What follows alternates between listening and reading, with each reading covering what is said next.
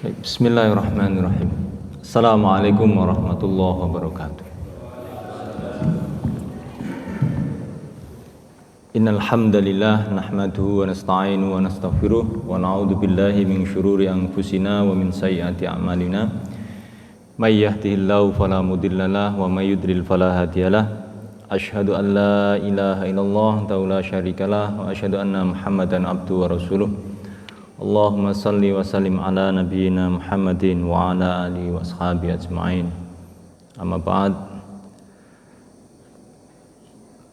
Allah Subhanahu wa ta'ala berfirman di surat Ar-Rahman, A'udzu billahi minasyaitonir rajim. Bismillahirrahmanirrahim. Lam yadmithunna insun qablahum wala jan. Baik, Bapak Ibu sekalian dirahmati Allah Subhanahu wa taala. Marilah kita memuji pada Allah Subhanahu wa taala dengan segala pujian yang baik, segala pujian yang mulia. Dan sesungguhnya pujian-pujian itu hanyalah untuk Allah Subhanahu wa taala. Shalawat dan salam mudah-mudahan senantiasa kita sanjungkan atas Nabi kita, Nabi besar, Nabi Muhammad sallallahu alaihi wasallam. Dan Bapak Ibu sekalian, ini sudah pertengahan Sya'ban lebih 2 pekan lagi, insyaallah sudah Ramadan. Ini hal yang tentu juga patut kita syukuri, dan mudah-mudahan Ramadan yang bisa kita maksimalkan dengan sebaik-baiknya. Kalau berdasarkan hadis yang pernah saya sampaikan di 2 pekan yang lalu, bahwa zaman yang akhir itu selalu kondisinya lebih buruk daripada zaman yang sebelumnya. Nah, ini juga bisa saja dimaknai Ramadan ini dibanding Ramadan yang lalu itu situasinya juga berbeda. Nah, Ramadan tahun ini bisa jadi dalam situasi yang tidak lebih baik daripada Ramadan yang lalu. Artinya berarti kita butuh lebih usahanya untuk Ramadan kita lebih baik daripada Ramadan yang lalu. Zamannya mungkin boleh lebih buruk, tetapi Ramadan kita mudah-mudahan lebih baik. Harusnya tetap seperti itu. Kita mesti siap-siap kondisi yang tidak lebih baik itu.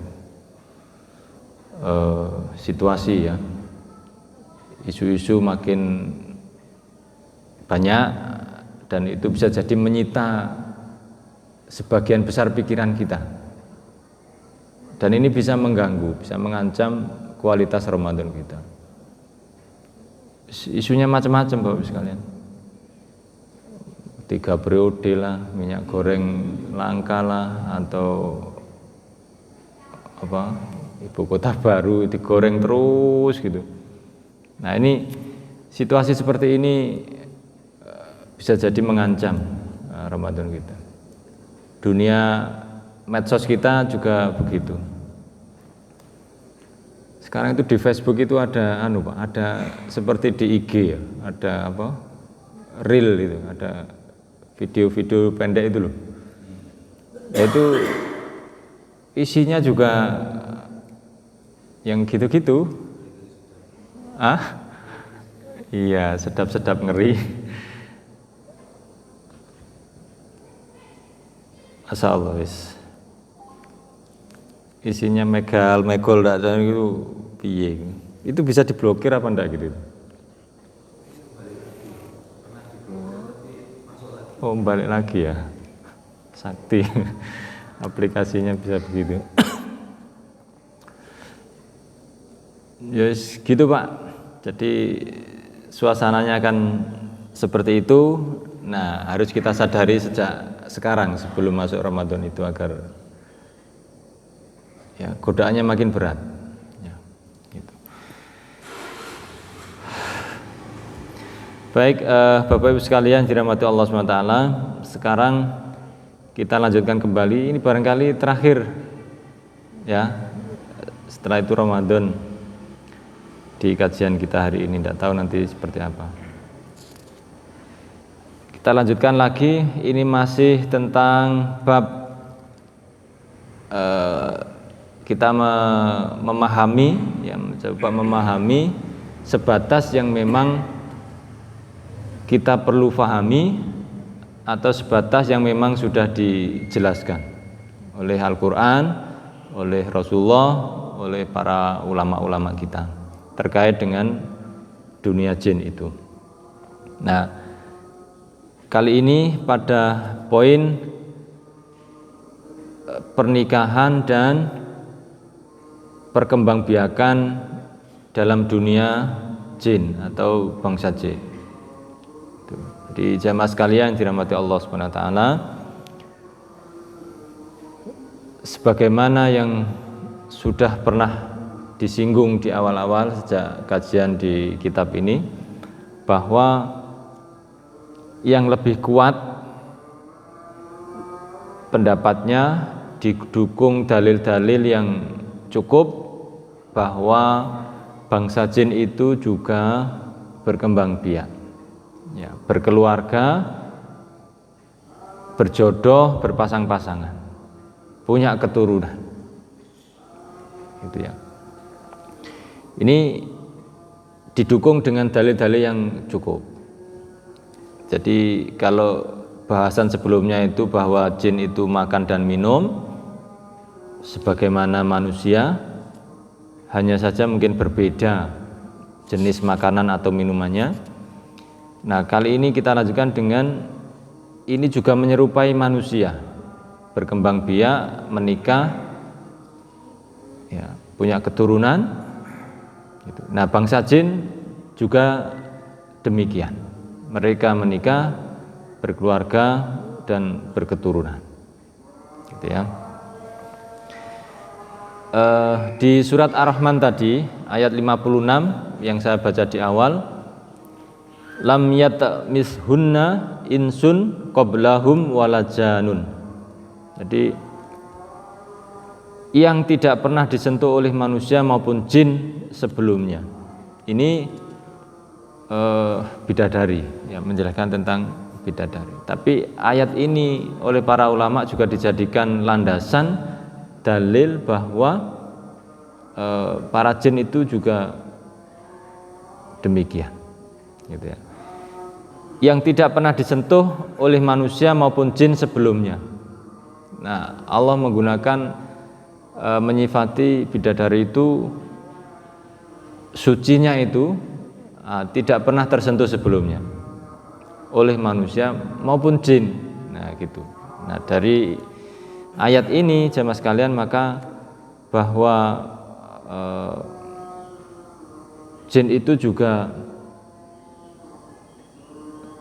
sama dengan manusia, ya, menyentuh atau dalam makna ini adalah menikah, gitu ya, atau persetubuhan, hubungan seksual, gitu. Nah, di Ar-Rahman 56 ini manusia maupun jin. Nah, gitu. Jadi ini yang menjadi dalil pertama yang diajukan oleh para ulama bahwa para bangsa jin itu juga sama dengan manusia, gitu ya. Kemudian jamaah sekalian yang dirahmati Allah Subhanahu wa taala,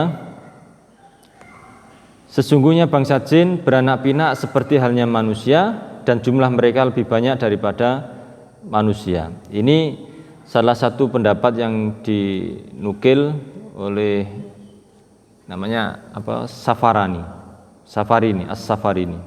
Ini menyatakan demikian, bahwa sesungguhnya jin itu juga beranak pinak dan jumlah mereka lebih banyak daripada manusia. Itu. Ini bisa dipahami karena memang mereka diberi tangguh usia yang lebih panjang, ya, Bahkan iblis itu minta ditangguhkan sampai kiamat. Kalau mereka beranak pinak tentu bertambah terus gitu. Nah, beda dengan manusia, ini akan menuju ke titik keseimbangannya karena ada yang lahir, ada yang mati, selalu demikian. Sehingga akan senantiasa seimbang jumlah manusia di dunia ini, di muka bumi ini. Ya. Kemudian jamaah sekalian yang dirahmati Allah SWT, di surat Al-Kahfi, ya, di surat Al-Kahfi, A'udzubillahi minasyaitonirrajim, Al-Kahfi 50 ya. Afatattahidunahu wa dzurriyyatahu awliya'a min duni wa hum lakum aduwwum. Ya. Pantaskah kamu menjadikan dia dan keturunannya sebagai pemimpin selain aku, Allah Subhanahu wa taala, padahal mereka adalah musuhmu. Ya, di ujung ayat itu wahum lakum aduwwun, padahal mereka semua itu adalah musuhmu. Nah, ini yang dimaksud adalah tidak ada lain adalah bangsa jin, bangsa setan yang menjadi musuh bebuyutannya manusia kan mereka. Aduwwun, menjadi musuh bagi mereka. Kemudian Allah mempertanyakan itu, apakah pantas gitu kalau kalian itu menjadikan mereka sebagai pemimpin, ya, sebagai pemimpin selain Allah, padahal mereka musuh bagimu. Nah, ini yang dimaksud adalah bangsa jin, ya, setan, iblis dan seterusnya itu, karena mereka lah yang berkali-kali ditegaskan oleh Allah sebagai musuhnya manusia, musuh yang nyata bagi manusia. Ya.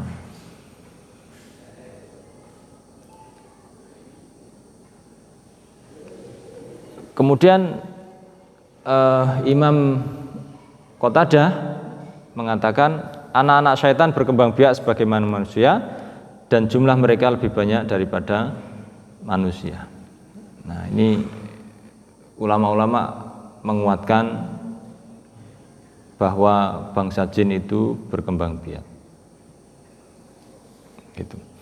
Nah, tetapi jemaah sekalian, ada sebagian dan ini tidak banyak yang mengatakan jin itu tidak menikah gitu. Tetapi landasannya, alasannya adalah karena jin itu bentuknya macam-macam. Ya, jin itu bentuknya macam-macam dan memang disebutkan gitu. Jin itu ada yang berupa angin. Ya, atau Rasulullah juga mengatakan jin itu ada yang terbang. Terus ada juga kelompok jin yang di rumah-rumah manusia. Gitu. Nah, tentu saja kalau jin yang bentuk angin misalnya ya tidak menikah. Tapi kalau jin yang berbentuk misalnya binatang misalnya, ya tentu dia menikah. Begitu. Jadi kalau ada sebagian ulama yang mengatakan bahwa jin tidak nikah, itu adalah jin yang berbentuk yang memang tidak memungkinkan untuk menikah, misalnya jin yang bentuk angin misalnya. Gitu. Tapi kalau jin yang bentuk manusia, bentuk binatang, ya maka bentuk manusia masih menyerupai manusia gitu ya, menyerupai binatang, maka dia berkembang biak. Ya. Karena sebagaimana dia juga makan dan minum. Gitu. Jamaah sekalian yang dirahmati Allah SWT, kemudian ada juga yang ulama itu ingin mengulas lebih dalam ya, tentang termasuk cara makan bangsa jin itu. Ya. Maka menikah itu juga ada yang mencoba mendalami begitu. Tetapi ini banyak ulama yang tidak sepakat gitu. Karena apa? karena pengetahuan kita manusia itu terbatas dan ini urusan gaib. Maka cukupkan dengan penjelasan yang ada dari Al-Quran maupun dari Rasulullah SAW. Batasannya itu saja. Misalnya kalau jin makan itu langsung ditelan, apa ya dikunyah atau dimasak dulu misalnya. Nah ini yang lebih detail begini tidak perlu. Ya, tidak perlu. Dikunyah apa langsung ditelan, nah, kita tidak perlu tahu kepentingannya apa, nggak ada, gitu ya. Tapi kalau informasi sekedar mereka makan dan minum, ya, karena apa? Penjelasannya ada. Gitu. Tapi kalau dikunyah apa enggak terlalu jauh seperti itu. Ya. Tangan kiri, tangan kanan, dalilnya ada. Gitu. Tapi dimasak apa tidak? Nah, ini enggak perlu sejauh itu. Ya, enggak perlu sejauh itu. Karena khawatirnya ini akan menjadi kekeliruan, kemudian terjadi penyimpangan-penyimpangan. Karena apa ya? Penasaran, ya terlalu penasarannya kemudian melakukan hal-hal yang tidak boleh untuk sekedar karena ingin memenuhi rasa penasarannya itu. Gitu ya. Ini. Nah, jamaah sekalian yang dirahmati Allah, kembali ke pernikahan di bangsa jin itu. Jadi dengan dalil yang ada ya kita ketahui bahwa mereka melakukan pernikahan itu. Masalah ijab kabulnya ya apa, kemudian buwe piye, apa kadonya ya apa ya iku wis gak usah. Ya, enggak usah itu. Enggak usah terlalu dibayangkan sampai ke sana. Ya intinya mereka menikah berketurunan. Nah, cukup sampai situ. Apakah di dalam mereka juga ada pertentangan rame, misalnya nikah beda agama misalnya gitu? Wah ini terlalu jauh sudah. Terus jadi polemik gitu, di koran-koran muncul gitu. Ya, nggak usah. Seperti itu ya. Tapi kalau melihat mereka ada jin muslim, ada jin kafir gitu, yo kira-kira ini ya. Ini ya berlaku juga begitu. Kalau muslim ya dengan muslim, yang kafir yang kafir. Beda agama ya bisa saja gitu. Tapi kita tidak perlu sampai ke sejauh itu. Ya. Nah, kemudian Bapak sekalian, ada perselisihan kaitannya dengan pernikahan bangsa jin dengan bangsa manusia. Nah, ini ternyata sejak dulu ulama-ulama dulu itu sudah membincangkan dan sudah mengkaji dan ya terjadi khilaf di antara mereka. Gitu ya. Ini pernikahan manusia dengan bangsa jin. Ini. Bahkan Ibnu Taimiyah, ya Imam Ibnu Taimiyah itu salah satu yang pendapatnya banyak dinukil, dikaji terkait dengan pernikahan bangsa jin dan manusia. Itu bisa terjadi apa tidak? Kalau bisa terjadi, hukumnya apa? Nah, itu sudah menjadi bahan kajian para ulama-ulama terdahulu. Ya. Imam Suyuti, ya, ini kan imam besar juga ini. Imam Suyuti itu menyebutkan ada sebuah asar. Ya, asar itu ya riwayat, tapi bukan dari Rasulullah. Ya. Dari sahabat, nah itu masuk asar, namanya asar, bukan hadis, ya, tapi asar. Bahwa ulama salaf yang membuktikan itu ada pernikahan antara manusia dengan jin, itu mungkin terjadi, bisa terjadi. Ini pendapatnya Imam Suyuti, dan Imam Suyuti ini imam besar, ya.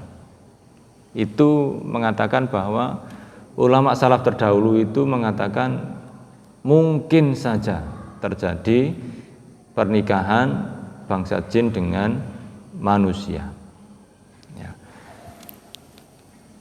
ada seorang manusia, ya laki-laki menikahi jin perempuan, atau sebaliknya wanita dari bangsa manusia dilamar oleh jin laki-laki. Ini disebutkan di kitab Imam Suyuti itu. Jadi berdasarkan asar seperti itu. Ya. Imam Ibnu Taimiyah itu mengatakan bisa jadi manusia itu menikah dengan bangsa jin, gitu ya. Atau sebaliknya bangsa jin yang menikah dengan bangsa manusia dan berketurunan, melahirkan keturunan atau punya anak. Dan Imam Taimiyah menegaskan lagi yang seperti ini banyak terjadi dan sudah dimaklumi. Nah, gitu. Sudah banyak terjadiannya berarti banyak, itu tidak hanya 1-2 berarti, karena beliau mengatakan banyak gitu, itu banyak terjadi dan dimaklumi. Gitu. Nah itu Bapak sekalian, ini pendapatnya Imam Ibnu Taimiyah. Tetapi catatannya para ulama memakruhkan. Makruh itu berarti apa, Bapak? Lebih baik tinggalkan. Itu makruh itu begitu, karena membahayakan, khawatir jatuh pada yang haram. Itu gitu. Itu makruh ya. Ulama mengatakan begitu, meskipun itu mungkin terjadi tapi makruh, jauhi, tinggalkan. Ya, karena nanti ribetnya banyak. Ya, ribetnya banyak. Nikah manusia dengan manusia aja ribetnya wis banyak, sampai bertengkar, sampai bercerai, sampai muncul pelakor dan seterusnya. Itu sesama manusia. Kadang-kadang itu wis pilihannya sendiri, bahkan bukan dijodohkan, bukan terpaksa gitu, tapi ribetnya masih banyak. Nah, apalagi dengan beda jenis begini, maksudnya beda alam. Ya, beda alam. Ini tentu makin ribet kayaknya. Ya. Maka ulama kemudian menghukumi makruh gitu. Ya, makruh saja. Tidak dianjurkan gitu. Mesti ribet lah wes ini ya. Ribet ini. Jadi nggak usah saja ya Bapak Ibu sekalian. nggak usah saja. Imam Malik. Nah, Imam Malik ini imam besar juga, salah satu imam madhab ya. Itu juga mengatakan itu bisa terjadi pernikahan manusia dengan bangsa jin atau sebaliknya, itu bisa saja. Tetapi kata Imam Malik, aku tidak suka dengan pernikahan dengan bangsa jin itu, manusia dengan bangsa jin. Tidak sukanya itu apa? Imam Malik alasannya begini, saya tidak mau atau saya tidak suka kalau nanti ada kabar, ada informasi, ada wanita yang kemudian ditanya, siapa suamimu? Nah, ini Imam Malik itu menggambarkan ya. Saya tidak mau nanti kalau ada wanita ditanya, siapa suamimu? Kok kamu hamil? Gitu. Kan jin itu goib gitu. Hanya teman-temannya, tetangga kirinya kan tidak tahu kapan nikahnya, siapa suaminya, terus tapi hamil. Nah, artinya Bapak sekalian, dari sini, dari ucapan Imam Malik ini, pernikahan manusia dengan jin bisa terjadi dan bisa hamil, bisa berketurunan, gitu. Nah, Imam Malik itu nggak sukanya di situ nanti, dan ini nanti bisa jadi kebiasaan buruk, alasan terutama untuk wanita, kalau hamil di luar nikah maka nanti bilangnya nikah dengan J. Nah, lek wis ngono terus piye urusane? Enggak bisa diselesaikan. Apa ini di rajam misalnya. Loh, dek ngakune punya suami dari bangsa jin. Nah, kita sudah nggak bisa ngejar lagi. Coba tunjukkan suamimu atau bawa ke sini suamimu, ya gimana? Itu. Jadi ya itu salah satu keribetannya nanti begitu. Bisa saja disalahgunakan. Aslinya ya zina, tapi karena ada dia tahu ini misalnya wanita itu tahu dalil bahwa nikah dengan jin bisa, maka itu dipakai alasan nanti. Kamu zina ya? Enggak. Saya punya suamiku tapi bangsa jin gitu. Nah, ini yang dikhawatirkan Imam Malik. Sehingga apa? Kacau, terjadi kerusakan. Nah, ini yang dikhawatirkan Imam Malik itu. Imam Malik pendapatnya bisa saja itu terjadi. Bahkan punya keturunan tapi mengancam terjadinya kekacauan, kerusakan dan seterusnya. Nanti terus anaknya bentuknya piye? Iki wis jadi ribet maneh. Ngono. Sekarang kadang-kadang itu kan suka muncul ya di Facebook, di YouTube itu. Judulnya itu aneh-aneh gitu. Ono misalnya kambing gitu ya. Beranak, terus misalnya ada bentuk wajah kambing itu aneh ngono, wis dikasih narasi begitu, ini bayi persilangan jin dengan manusia ngono, atau kambing dengan apa gitu, macam-macam begitu. Itu. Padahal bisa jadi itu ya kelainan genetik biasa gitu ya, tapi manusia itu sudah bisa membuat berita-berita yang bombastis begitu. Nah, ini nanti menambah keribetan ini. Gitu.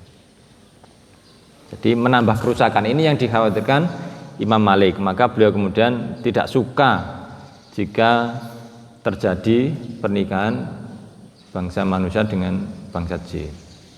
Gitu ya. Kemudian proses-prosesnya nanti juga ribet. Misalnya terjadi pernikahan seperti itu, ya. Jadi ya apa gitu. Ya.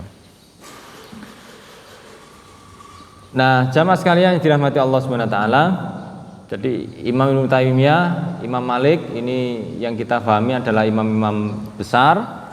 Itu pendapatnya seperti itu. Nah, kita ini yang orang awam, maka kita mutabi, kita ngikuti. Dalam hal yang seperti ini kita mengikuti pendapat-pendapat yang sudah kaliber besar itu, sehingga agar kita aman gitu ya, kita aman, tidak menggunakan pikiran kita sendiri. Nah, terus ulama lagi ada yang menjelaskan kalau misalnya sampai terjadi bangsa jin dengan bangsa manusia itu menikah, maka tidak mungkin dalam bentuk aslinya. Ya, tidak mungkin dalam bentuk aslinya. Pasti jin itu akan berubah bentuk. Ya, akan berubah bentuk. Ya, menyerupai manusia begitu, sehingga kemudian itu bisa terjadi gitu. Kalau dalam dunia ruqyah itu Pak, ada sering ini, dan ini biasanya ibu-ibu. Kalau bapak-bapak saya belum pernah mendapatinya, tapi ibu-ibu itu sering. Jadi seperti berhubungan seksual ya, bersetubuh dengan makhluk tertentu. Yang begini ini sewering ibu-ibu. Kalau bapak-bapak enggak. Bisa mimpi, lewat mimpi. Jadi sering mimpinya itu bersetubuh, dan bersetubuh itu dalam mimpinya itu ya digambarkan bukan manusia, bukan suaminya. Jadi bentuknya itu ya aneh begitu. Gitu. Ini sering dalam bentuk mimpi atau yang tidak mimpi. Dia terjaga, tidak mimpi. Dia seolah melakukan hubungan seksual itu, tapi dia tidak bisa berbuat apa-apa gitu loh. Gitu. Nah, ini terjadi seperti itu sering. Dulu itu agak lama sih, orang dampit ya, ada orang dampit, dia ini artis dangdut kampung. Jadi dia dari panggung-panggungnya itu di kampung-kampung itu, di orang hajatan, elektron itu loh, organ tunggal. Atau 17-an misalnya begitu yang sering ada gitu, atau waktu kampanye dia cerita dulu pernah disewa siapa yang wali kota Batu itu yang sekarang ya di Rumpoko terus lanjut ke istrinya itu ya, siapa, Dewanti ya, itu dia cerita itu pernah disewa untuk kampanye gitu, untuk ngisi hiburannya. Ya masih muda Pak, ya cantik juga. Tapi waktu itu sebetulnya kasusnya kan lama tidak punya anak. Ya, dia sudah punya suami ya. Suaminya itu petani kopi, sama jual es keliling. Tapi istrinya artis, artis. Walaupun kampung kan artis. Jenenge artis biasanya ayu Pak. Nah, nikah berapa lama itu? Waktu itu 4 tahunan lah, sudah 4 tahunan lebih itu belum punya anak, belum hamil-hamil gitu. Nah, salah satu keluhannya itu dia sering mengalami seperti hubungan seksual itu, baik mimpi maupun dalam kondisi tidak mimpi. Nah, itu yang dia ceritakan. Jadi efeknya apa Bapak sekalian? Nah, ini bagian dari gangguan jin, bahkan jadi gangguan jin itu yang berarti karena orang ini memang tidak sengaja pengen nikah dengan bangsa jin itu tidak. Tapi ini bagian dari gangguan kepada ibu ini gitu. Dicintai bangsa jin gitu lah, kira-kira begitu. Nah, efek ini biasanya Bapak sekalian karena yang banyak terjadi itu disebabkan karena mengumbar aurat biasanya ini. Kemudian masuk kamar mandi tidak memperhatikan adabnya, tidak membaca doa dan adab-adab masuk kamar mandi atau selama di kamar mandi. Maka kemudian bisa saja ada jin yang melihat lalu jatuh cinta, lalu ikut masuk merasuki atau mendatangi dalam bentuk yang hubungan seksual tadi itu. Nah, ini harus diwaspadai. Jadi efek berikutnya apa? Bisa jadi dihalangi punya anak itu. Bisa jadi dihalangi punya anak. Efek buruk berikutnya hubungan dengan suami aslinya, suami yang sungguhan ini yang tercatat di KUA itu masalah. Nah, kalau di ibu ini orang dampit itu sampai kalau hubungan seksual dengan suaminya itu tidak mau. Ya, aras-arasan ngono Pak. Males gitu. Enggak mau, enggak tertarik sudah. Jadi melihat suaminya itu enggak tertarik. Tidur bareng enggak mau. Duduk bareng bersama aja enggak mau. Nah, gitu. Efeknya begitu. Nah, itu siapa yang mempengaruhi itu? Ya jinnya tadi itu. Agar apa? Biar jadi milikku seutuhnya. Kira-kira begitu kata jinnya itu. Sehingga dengan siapapun dijauhkan. Gitu. Termasuk tidak punya anak misalnya itu juga dalam rangka menjauhkan saja. Nanti kalau lama tidak punya anak kan suami itu bisa emosi, bisa marah, bisa menceraikan dan seterusnya. Nah, ujungnya itu seperti itu. Dan itu sering Pak. Hampir tiap malam atau itu sering gitu. Kalau pagi bangun tidur itu yo bau sperma, bau seperti itu Pak, bekas-bekas itu ada ceritanya itu, gitu ya. Nah alhamdulillah setelah diruqyah 4 kali kalau nggak salah itu, terus sampai 2 bulan nggak ada kabar, nggak datang lagi, nggak nginfo apa-apa. Setelah 2 bulan nginfo katanya sudah positif, sudah hamil gitu. Dan sampai kemudian punya anak itu masih ngabari lagi. Anak beneran ya, bukan anak yang aneh, anak beneran ternyata. Aman gitu ya. Jadi ribetnya itu sampai seperti itu gitu ya. Maka tadi Imam Malik tidak suka gitu, atau ulama-ulama yang lain memakruhkan gitu ya, gitu. Sehingga Bapak sekalian, ketika itu terjadi maka jin itu akan berubah bentuk dulu. Sehingga kalau digambarkan tuh ya katanya besar, hitam, apa bulunya lebat ya, kurang lebih seperti itu gambaran sebagian ibu-ibu yang pernah mengalami kasus-kasus seperti itu. Gitu ya. Atau kasus lain tuh menyerupai suaminya. Suaminya wis berangkat kerja, nggak lama dari suami bangun itu terus seolah-olah itu suaminya pulang lagi gitu. Kemudian minta tidur bersama. Nah, lalu kemudian setelah itu pergi lagi.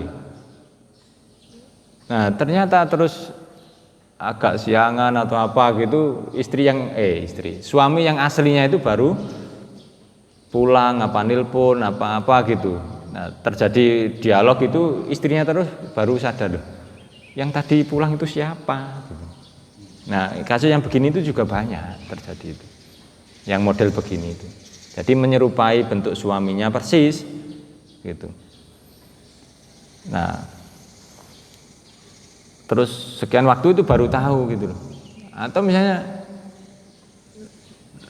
tadi pagi pulang terus begini-begini gitu kok. Loh, siapa yang pulang? Enggak. Nah, suaminya begitu. Nah, ini kan terus jadi keanehan. Gitu. Nah, kasus yang begini kalau dalam dunia ruqyah itu banyak. Gitu. Dan biasanya ibu-ibu yang begini.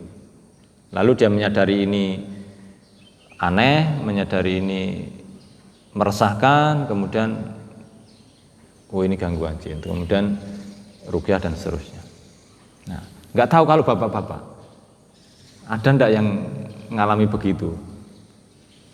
Atau mungkin ada tapi karena tambah seneng kira akhirnya gak ngomong, gak ruqyah, gak nganggep itu gangguan. Ibu-ibu kan apa para bapak-bapak aku seneng meneng ae ngono. Wah, tepaan ngono. Rabi meneh ra oleh. Terus ana sing mara ngene ya wis. Memanfaatkan kesempatan ngono. Tapi sepanjang saya terjun dalam dunia ruqyah mulai 2004 sampai sekarang itu kalau bapak-bapak enggak ada. Satu pun belum ada. Tapi kalau ibu-ibu banyak yang mengalami kasus-kasus seperti itu. Baik dalam mimpi maupun nyata. Gitu.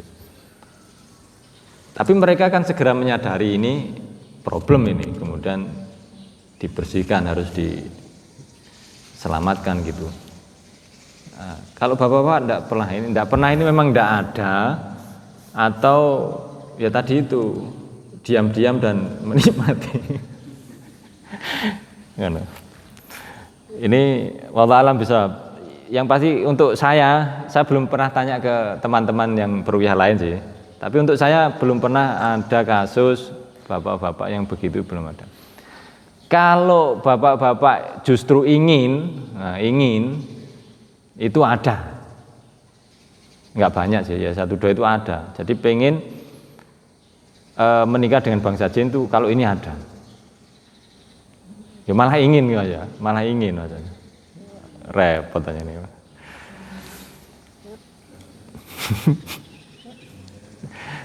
Malah pengen. Bahkan dulu sempat di Ngawi ya, Ngawi apa Madiun itu tahun sekitar 2016 itu ada yang sampai melakukan ritual pernikahan dengan bangsa jin di sebuah hutan jati gitu di Madiun kayaknya.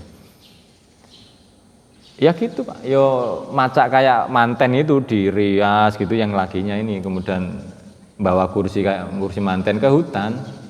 Nah, katanya itu ritual nikah dengan bangsa jin. Nah, bagi kita melihatnya ya edan, yang begitu itu ya wis edan. Nah, kemudian sebagian ulama lain melarang. Ya, tadi memakruhkan, ada sebagian lagi melarang. Walaupun itu bisa, karena tadi ya ribet itu Pak, ribet. Wis, nggak usah lah ya. Angel, angel. Nah, yang dipakai dalil apa? Surat Ar-Rum ayat 21. Nah, ini biasanya yang dicetak di undangan-undangan itu. Ayat ini menjadi landasannya bahwa ini larangan gitu. Ya. A'udzubillahi minasyaitonirrajim. Wa min ayatihi an khalaqalakum min anfusikum azwaja. Nah, ini min anfusikum azwaja, dari jenismu sendiri. Jadi Allah itu bahkan ini ditegaskan sebagai tanda kebesaran ayat-ayat Allah Subhanahu wa taala. An khalaqalakum, menciptakan kalian itu min anfusikum azwaja, dari jenismu sendiri, dijodohkan, dipasangkan ya. Dia menciptakan pasangan-pasangan untukmu dari jenismu sendiri. Maksudnya kalau manusia ya dengan jenis manusia. Kalau jin ya itu untuk jenis jin. Tidak boleh dipersilangkan. Nah gitu. Litaskunu ilaiha wa ja'ala bainakum mawaddah warahmah. Agar kamu cenderung dan merasa tentram kepadanya, pasangan kita itu, dan dia menjadikan di antara kamu rasa kasih sayang itu. Nah gitu. Jadi kalau ayat ini dijadikan dalil larangan pernikahan manusia dengan bangsa jin, nggak boleh. Kenapa? Ini ayatnya adalah yang sejenis. Jenis manusia dengan manusia, jenis binatang ya dengan binatang, jenis jin ya dengan jin. Kalau malaikat, nah malaikat gak nikah, Pak. Jadi nggak ada. Litaskunu, lah ini tujuan utamanya itu. Kalau sejenis itu maka akan terjadi litaskunu ilaiha mawaddah warahmah itu. Wa ja'ala bainakum mawaddah warahmah itu. Kalau tidak sejenis maka tidak akan tercapai itu. Ya gimana mau sakinah mawaddah warahmah? Tidak mungkin. Ya, tidak mungkin. Kalau bisa terjadi sakinah mawaddah warahmah, bisa jadi ibu-ibu yang ngalami begitu enggak minta diruqyah. Kira-kira begitu. Ya. Enggak mungkin akan terjadi ketenangan kalau terjadi pernikahan seperti itu.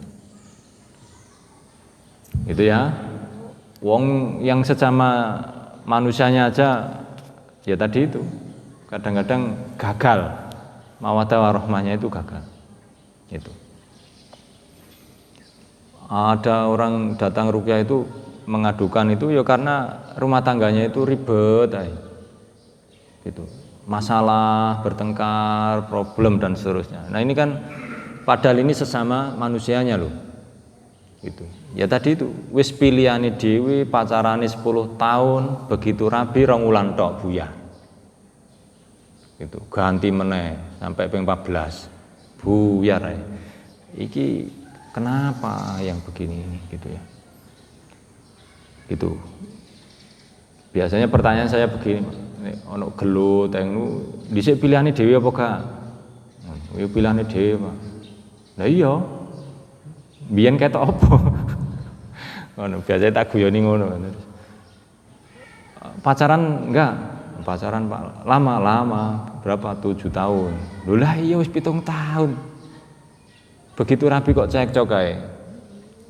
Lah iya padahal dulu pacaran nggak pernah cekcok Pak. Berarti nipu ngono. Pacaran itu nipu gitu.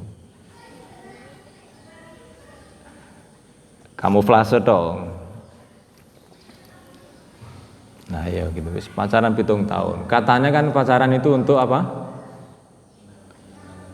Penjajakan, saling mengetahui sifat masing-masing. Terus nanti biar penyesuaian. Jadi nikahnya, rumah tangganya lancar gitu, peret. Ya. Justru sing gak pacaran-pacaran niku kepethuk langsung nikah ngono iku malah awet iku sampai tuwek-tuwek anake akeh ya aman. Sing pacaran suwe-suwe iku tambah korat karit.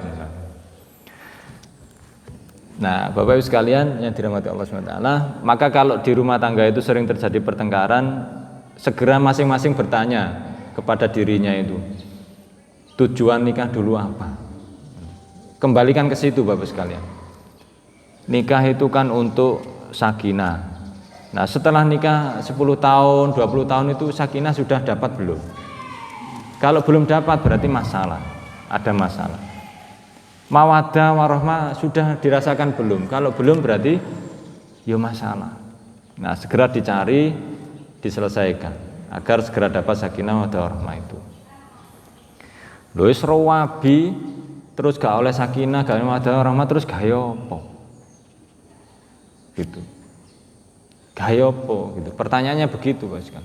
Jadi rumah tangga itu harus mencapai sakinah mawaddah ini. Arum 21 begitu. Gitu. Sehingga kalau rumah tangga seseorang kok tidak dapat itu, masalah. Berarti ada hal yang harus ditelusuri kembali, apa yang menyebabkan tidak sakinah, tidak mawaddah, tidak rahmah itu. Gitu. Nah, jadi seperti itu Bapak Ibu sekalian yang dirahmati Allah SWT. Jadi tidak mungkin akan terjadi keharmonisan sakinah, mawaddah, rahmah ketika pernikahan itu antara jin dan manusia. Jadi seperti itu yang dijelaskan oleh para ulama. Gitu.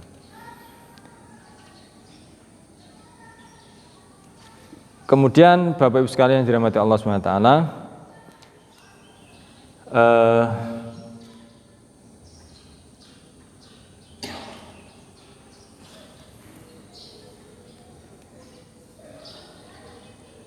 keributan-keributan yang lainnya akan bertambah kalau ini sampai terjadi. Jadi ini mudah-mudahan bisa kita pahami semuanya, bahwa bisa jin dan manusia itu terjadi pernikahan, tetapi ulama melarang, ada yang memakruhkan. Kemudian tidak akan bisa tercapai seperti yang disyariatkan oleh Allah tadi, sakinah mawaddah rahmah. Justru masalah-masalah yang akan timbul. Lalu berikutnya yang harus kita waspadai dari kasus ini, bahasan ini adalah bisa saja ketika seseorang itu melakukan itu, ini justru menjadi bentuk gangguan dari bangsa jin kepada manusia. Maka harus segera dituntaskan, harus segera diselesaikan, dibersihkan, dijauhkan. Adapun kalau kemudian ada di antara manusia yang punya keinginan menikah dengan bangsa jin, maka ini selama ini yang sudah terjadi adalah bentuk penyimpangan. Bentuk penyimpangan, bentuk kesesatan. Jadi bagaimana mungkin bisa bahagia misalnya gitu ya, tapi prosesnya aja sudah menyimpang ya. Untuk bisa terjadi pernikahan itu harus berubah bentuk dulu. Ya, manusia berubah bentuk kepada jin ini tidak ada dalil yang menyatakan bisa. Tapi kalau jin berbentuk manusia banyak dalilnya. Nah, yang namanya penyerupaan, Pak, itu berarti kan tidak asli. Ya, berarti masalah. Itu. Ini penyimpangan pertama seperti itu, kebodohan. Yang kedua, ritual-ritual yang akan dilakukan dalam rangka untuk melakukan proses itu. Ini wis pasti menyimpang, nggak mungkin tidak. Itu. Misalnya tadi itu ya kasus yang di Madiun atau Ngawi itu mesti penyimpangan semua. Untuk bisa mengundang mendatangkan makhluknya itu. Nah, yang orang yang teman-temannya menyaksikan itu yo aneh gitu loh, Pak. Jadi kalau di mata manusia biasa itu dia duduk sendirian di kursi manten di hutan. Di sebelahnya enggak ada, tapi ngakunya laki-laki itu di sampingnya ini ada, calon istrinya itu ada. Tapi bagi mata orang keumuman kan luwung kan wis gila. Ngono. Di hutan terus koyo ada resepsi mantenan gitu kan. Ya apa gitu. Nah, iya Pak kira-kira. Jadi Masya Allah itu, tapi ada ya orang gitu itu ada. Bola. Barangkali itu terbawa apa ya? Sandiwara radio zaman-zaman dulu itu ya, ini kan dengan apa? Buaya putih, kadal buntung, ular apa gitu kan. Dulu kan ada ya sandiwara-sandiwara begitu itu. Mungkin terobsesi dengan gitu-gitu deh. Apa Nyai Blorong terus apa? Sing di pantai selatan ini Nyi Roro Kidul misalnya, mungkin terobsesi dengan gitu-gitu ya. Nah itu yang dilakukan untuk bisa connect dengan dunia itu pasti menyimpang. Yo sesajen, yo semacam-macam gitu. Nah terutama di kita ini Pak, di Indonesia khususnya Jawa yang begini ini masih banyak gitu ya. Ritual-ritual begitu itu banyak. Padahal secara syar'i ya nggak boleh, nggak ada. Ini kalau bicara hukum syar'i loh ya. Tapi kalau bicara hukum di luar syar'i ya ada banyak kepercayaan seperti itu. Gitu. Beberapa bulan yang lalu itu orang ritual di Jember ya, di pantai apa itu, pantai Ulo apa Papuma apa itu, sampai ada yang mati 11 atau berapa itu digulung itu ya dalam rangka begitu gitu. Ada keyakinan yang lain. Loh habis gitu didatangi lagi dari Nganjuk katanya. Di koran saya baca dari Nganjuk itu ada berapa orang terus diusir sama polisi kan. Wong kemarin barusan terjadi gitu ya gak kapok.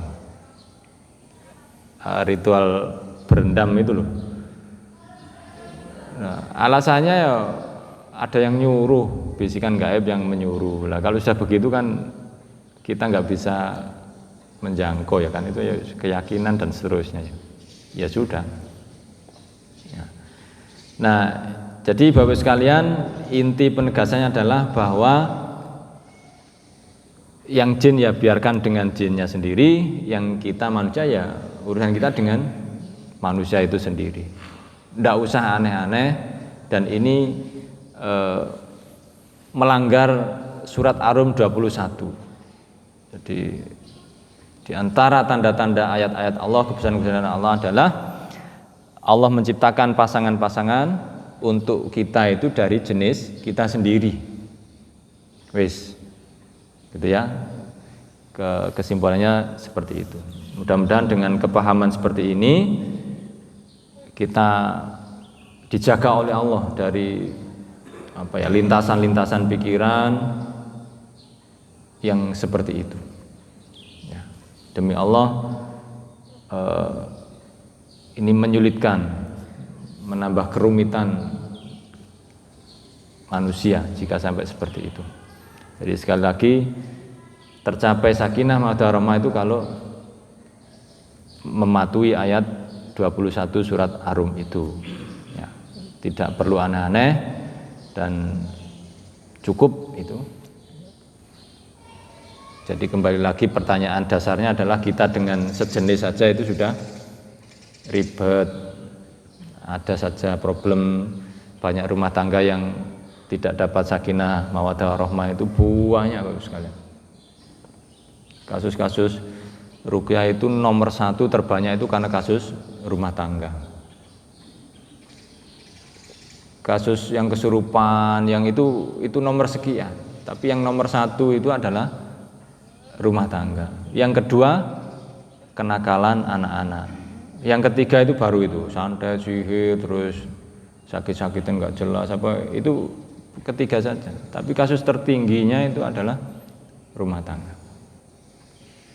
Gitu. Nah, dan ini tidak heran, memang sudah diperingatkan bahwa rumah tangga itu yang akan disasar, menjadi target utama dari gangguan-gangguan iblis itu. Target akhirnya adalah dirusak, dicerai-beraikan. Dengan cara itu kerusakan manusia itu bisa terjadi secara masif, secara besar-besaran. Ya. Kalau rumah tangga itu sudah rusak, maka minimal yang rusak itu 2, sepasang suami istri itu. Kalau punya anak, anak-anaknya berpotensi rusak. Keluarga besarnya berpotensi rusak, bermusuhan. Artinya dari sepasang suami istri efeknya banyak, kerusakannya banyak. Tapi kalau sihir, santet, gila, mati, sakit-sakitan misalnya, itu daya rusaknya hanya sedikit, hanya 1 saja. Kalau disantet sampai mati, yang mati cuma 1. Disantet, disihir sampai gila, yang gila 1. Sakit-sakitan ya cuma 1. Jadi daya rusaknya kecil. Maka menurut Raja Iblis, kalau ada iblis-iblis yang bekerja yang mengganggu manusia, hanya bisa membunuh, membuat sakit, membuat gila, itu dianggap belum bekerja. Suruh balik lagi, kamu belum bekerja. Tapi kalau sudah bisa mencerai-beraikan keluarga si A, si B, si C, itu mantap, kerja yang bagus. Nah, gitu. Good job. Kasih reward Pak, kasih balasan, kasih. Karena ini yang diinginkan, gitu. Nah, maka rumah tangga segera kita cek. Wis berapapun lamanya kita sudah menikah, kita cek lagi. Yuk ditakoni Pak bojone. Dik sampean wis bahagia karo awake. Ngono. Pak paling sungkan takon ini. Iya Mas, pancene asine tak empet. Kacau. Lah terus piye iki? Wis mlaku lah, ngono sak tutuk-tutuke. Koyoke gak ono sing wani takon ngono nang bojone ya. Yakin aku gak ono sing wani. Padha ngempete kira-kira.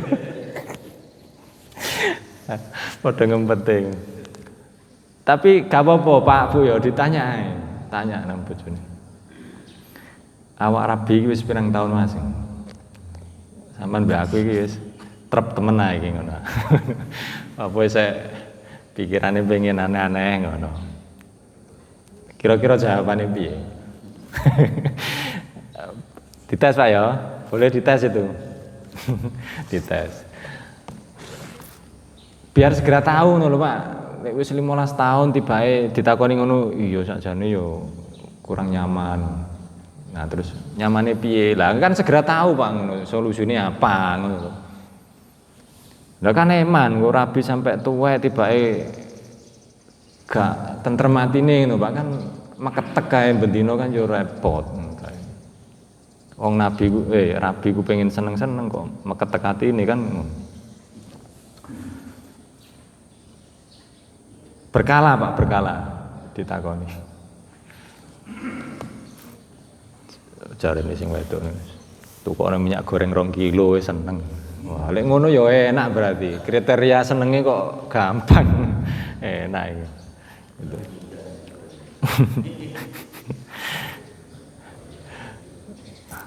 Engko moro anu dianggap seneng ae wis. Timbangane engko dolek meneh ya angel. Jadi segera dideteksi agar sakinah, mawaddah, warahmah. Gitu. Kalau tanya sendiri malu ya lewat siapa gitu loh Pak, atau di WA gitu ya enggak apa-apa lah. Baik Bapak Ibu sekalian, saya pikir cukup untuk sesi pagi hari ini. Sekali lagi mudah-mudahan kita ada kepahaman terhadap dunia jin itu sesuai dengan dalil yang ada, lalu kita bisa bersikap dengan pas, dengan proporsional, dengan tepat, tidak sampai menyeret kita kepada penyimpangan-penyimpangan, kesesatan-kesesatan karena gangguan-gangguan dari makhluk itu. Nggih. Monggo. Waalaikumsalam. Ada sedikit yang perlu saya sharingkan dalam pertemuan majelis yang terhormat ini. Ini ada sebuah cerita yang dimana menggarisbawahi tentang perusakan sebuah rumah tangga dengan gangguan. Nah ini kisah nyata dalam artian ini benar-benar terjadi. Dan yang perlu saya tanyakan ada sedikit yang saya tanyakan begini. Jadi saya punya teman teman ini ujuk-ujuk dia itu bermimpi bertemu dengan seorang perempuan. Nah perempuan ini yang dulu masa kecilnya itu pernah si teman saya ini nyenengi si perempuan masa kecilnya. Gue senengnya itu betul apa nggak tahu, tapi intinya dia cerita seperti itu. Ujuk-ujuk di usia yang sudah sedemikian ini dia termimpi dan dia tidak tahu si posisinya yang perempuan itu saat itu di mana itu nggak tahu. Tenang dalam mimpinya dan itu berulang dan qadarullah atas izin Allah terus akhirnya mereka itu ditemukan atau lalu punya kontak dan sebagainya, terus akhirnya bertemu mereka. Ternyata si perempuannya itu saat ini ada di Bali dan non muslim kafir. Sampai pada suatu ketika intens sekali ya WA dan intens sekali dengan si ini dan sampai ceritalah sama saya. Nah dalam suatu kajian yang pernah saya ikuti bahwa setan atau jin itu bisa masuk dalam alam mimpi. Saya menyampaikan itu. Ini jauh-jauh itu gangguan. Saya bilang begitu sama dia. Nah, si teman saya ini, qadarullah dia juga muslim yang istilahnya ya, dia taat lah. Bagus ya. Sehingga pada waktu masukan itu saya sampaikan itu dia langsung merespon. Wah iya juga ya. Dan mau nikah orang. Nah ini yang jadi pertanyaan itu memang apakah memang seperti itu gangguannya itu ujung-ujung datang. Nah ini alhamdulillah qadarullah semua dibuang semua, kontaknya ada kontak lagi dan sebagainya sampai suatu ketika dia saya tanya lagi, bro ya di kontak ada gitu kan, di kontak gak bisa alhamdulillah sama sekali tidak dan sebagainya. Nah ini memang seperti itu Bapak, gangguannya memang mengarah seperti itu dalam rangka perusahaan kan terus ketemu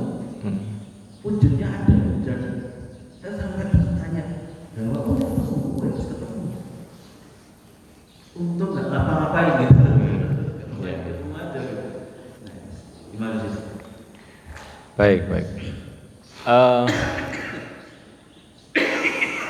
Memang bangsa jin bisa masuk ke alam manusia, bisa mengganggu, bisa merasuki dan seterusnya.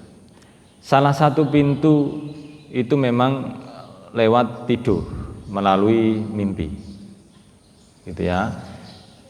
Jadi seseorang kalau mengalami mimpi yang semacam itu, yang buruk, yang dan seterusnya, kalau itu berulang, maka harus segera waspada.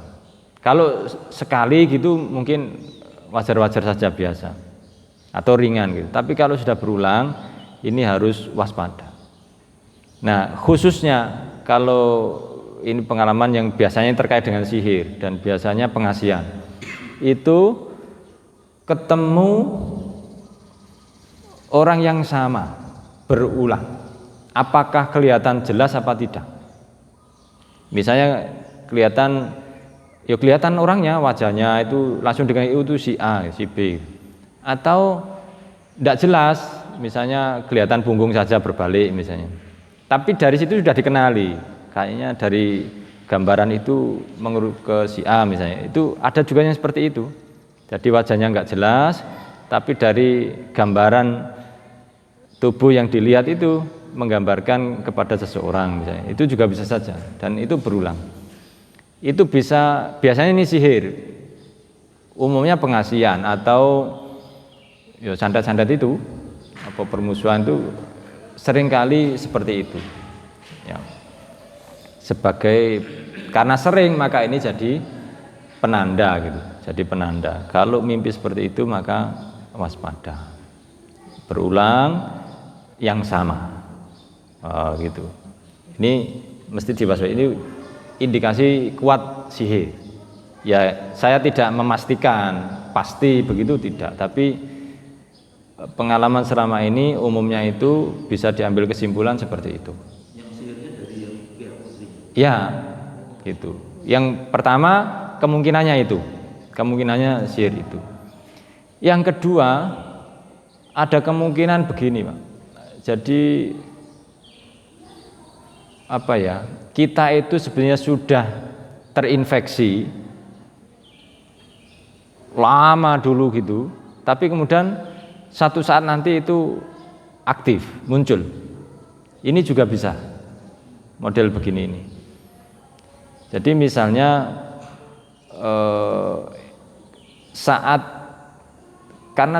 kalau dalam konsep ruqyah itu ada namanya nafs yang lepas atau nafs yang tertawan. Apakah diambil paksa atau keluar dengan sendiri karena peristiwa atau perilaku tertentu. Nafsu itu maksudnya bagian dari jiwa kita itu. Ya, ada yang lepas. Nah, misalnya orang pacaran misalnya gitu ya. Entah itu waktu SD, SMP apa gitu. Itu bisa jadi saat pacaran itu ada bagian-bagian nafs atau jiwa seseorang itu yang lepas, keluar, lalu tidak belum balik, masih tertawan di luar. Nah, ini biasanya yang nawan siapa ya? Bangsa jin itu.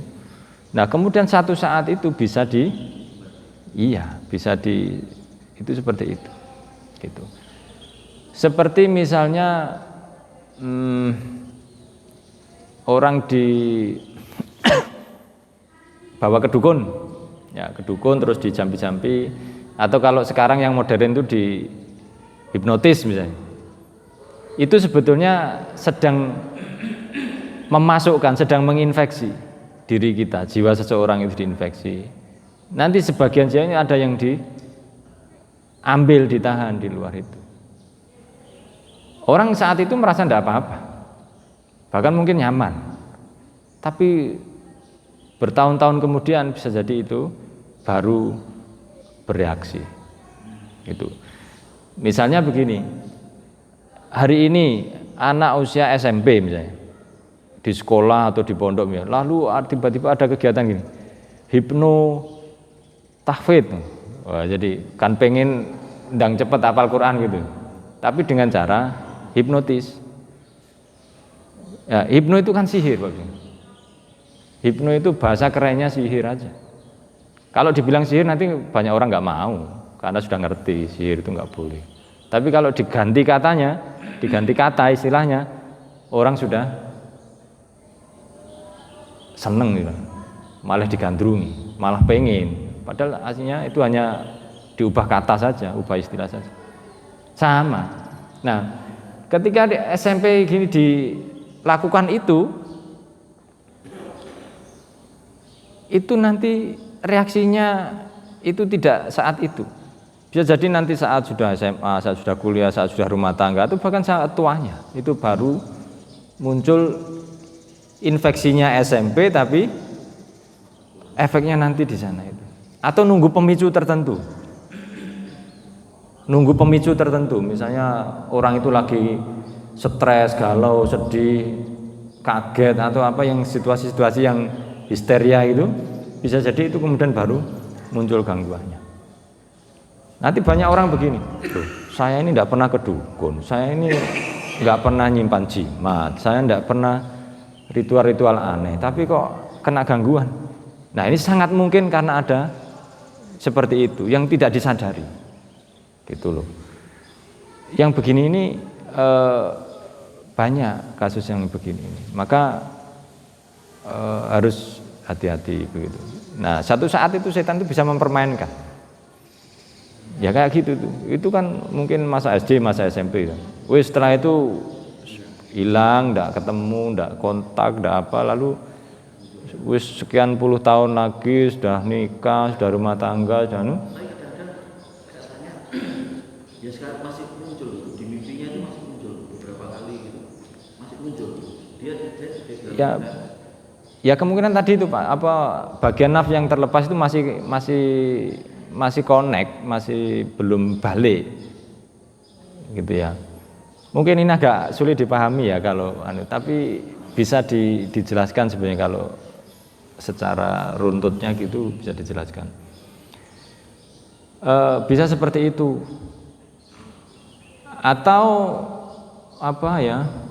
Dibangkitkan lagi kalau istilahnya ya CLBK gitu loh, kayak CLBK gitu loh. Nah itu bisa saja memori-memori itu. Nah kalau orang nyebut memori itu ya sebenarnya bagian dari nafs tadi itu yang bisa connect dengan yang dulu itu gitu. Ini memungkinkan yang seperti itu Pak. Tapi bisa juga ada orang yang memang sengaja nyari-nyari, stalking ke Facebook, ke Instagram dicek, dhisik jenenge misale Siti ngono, tuwole Siti. Oh ketemu, iki paling Siti kan jenenge itu. Sik rada apal-apal wajah Siti ngono kowe, walaupun wis tuwek rada iki paling. Ya ada juga orang yang begitu. Apa masih mencari mantan-mantannya gitu. Itu aja di IG dicari, di set gitu. Ketemu misalnya. Ya bisa saja kalau ini berarti sengaja mencari. Tapi kalau tidak sengaja mencari begitu lalu muncul, itu bisa jadi seperti itu. Jadi ada bagian nafsi seseorang itu yang masih terikat yang dulu dengan itu. Kemungkinannya dari pihak perempuannya atau putrinya ini yang punya maunya dulu atau gimana, atau orang juga. Kalau yang bagian naf yang lepas itu bisa jadi ya nafnya kita sendiri. Kan misalnya orang pacaran gitu ya. Nah saat pacaran ini Pak, ini kan apa ya, gimana jelaskannya? Saat proses pacaran itu kan ya wis pokoknya seneng-seneng apa dan seterusnya itu. Nah ini ada apa bagian jiwa kita itu yang lepas itu loh. Keduanya dari pihak laki lah berarti itu lepas. Nah terus ini yang dimanfaatkan itu, ditahan di luar gitu. Nah ruqyah itu sebetulnya salah satunya adalah fungsinya adalah mengembalikan kembali nafs yang keluar itu. Karena bagian yang ditinggalkan itu kosong, nah itu bisa ditempati oleh jin itu atau setan itu. Gitu. Nah, yang di luar ini yang bisa dipermainkan nanti.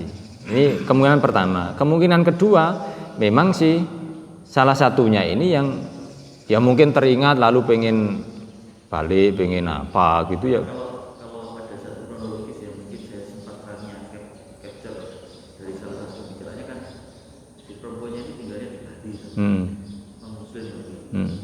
Nah kemungkinan untuk melakukan satu hal yang istilahnya men-trigger untuk ke hal tersebut Pak Bali kan memang ya sangat kondusif sekali. Ya bisa saja begitu Pak. Tapi tidak harus di situ juga bisa saja. Sama di Kota Malang gitu ya bisa saja. Dia taruhlah tadi itu muncul kangen CLBK atau apa gitu lalu dia cari-cari ketemu lalu terus diam batin atau apa kan bisa saja ya, diam batin. Kalau batin itu berarti nanti jatuhnya bisa ain di batin gitu, atau dia memang sengaja melakukan syihir, datang ke dukun misalnya minta begini lalu nyambung ke ya bisa saja begitu. Ya ini kemungkinan kedua.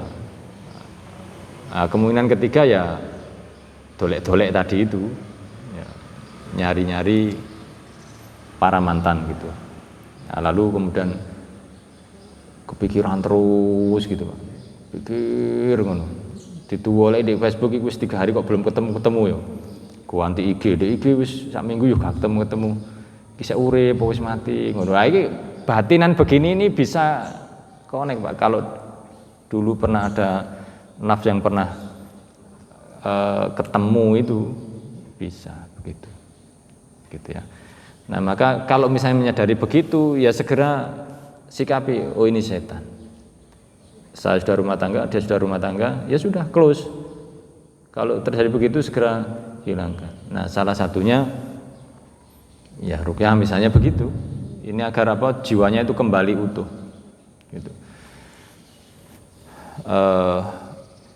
Ya ayatuhan nafs irji'i. Artinya kita nafs itu kita panggil, kita kembalikan. Ya ini inspirasinya dari surat Al-Fajr. Ya ayatuhan nafsul mutmainnah irji'i ila rabbiki radiyatan mardiyah. Nah, ini salah satu digunakan di ruqyah untuk mengembalikan barangkali ada jiwa-jiwa dari seseorang itu yang lepas karena sebab tertentu. Nah, lepasnya itu yang kedua, tempat yang kosong itu bisa kemudian segera dimasuki jin dan mati di situ. Nah, ini menjadi gangguan.